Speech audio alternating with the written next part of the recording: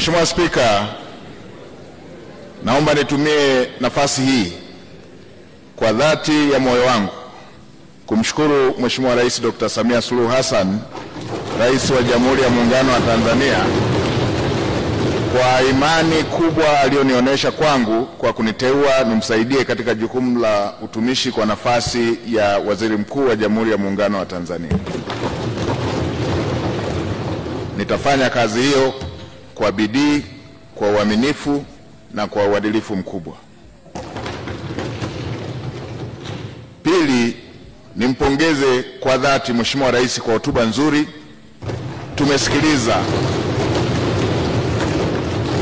Tumesikiliza hotuba hapa ya Mheshimiwa Rais ambayo imebeba maono na inatoa dira na ramani pamoja na uelekeo wa nchi yetu kwa kipindi cha uongozi wa serikali ya awamu ya 6 kwa kipindi cha pili. Kwetu sisi serikalini, kwa niaba ya serikali, mawaziri watakaoteuliwa pamoja na watendaji wakuu wa wizara na taasisi zake walioko hapa, tumepokea kama maelekezo na miongozo ambayo tutaifanyia kazi. Kwa upande wa Bunge, pamoja na shughuli nyingine ambazo zitakuwepo za kibunge, tutakuwa na nafasi ya kutafakari, kuchambua na kuijadili hotuba hii wakati wa mkutano wa pili wa Bunge.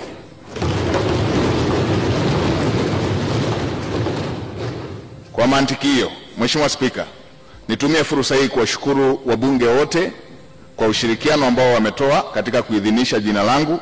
Aidha, kwa mara nyingine nikushukuru pia Mheshimiwa Spika, wewe binafsi kwa uongozi wako mahiri. Tumeshuhudia ukianza vizuri, tunaamini utaongoza vizuri bunge hili, na kwa niaba ya mawaziri watakaoteuliwa tukuahidi kwamba tutatoa ushirikiano kwako binafsi, Naibu Spika, pamoja na waheshimiwa wabunge wote. Tutapokea maoni, tutawasikiliza na tutafanyia kazi. Na kipekee niwashukuru wananchi wa jimbo la Iramba pamoja na Chama cha Mapinduzi kwa kukubali niendelee kuwatumikia kwa nafasi ya ubunge ulionifanikisha kuweza kupata nafasi hii. Mheshimiwa Spika, baada ya kusema haya, naomba sasa kutoa hoja kwamba bunge lako liahirishwe hadi siku ya Jumanne tarehe 27 Januari 2026 saa 3 kamili asubuhi litakapokutana tena hapa Dodoma. Mheshimiwa Spika, naomba kutoa hoja. Hoja imetolewa, imeungwa mkono. Sasa mtawahoji. Waniafiki bunge kuahirishwa mpaka tarehe 27 mwezi wa kwanza mwaka 2026 waseme ndio. Ndio. Wasiafiki waseme sio. Waliafiki wameshinda.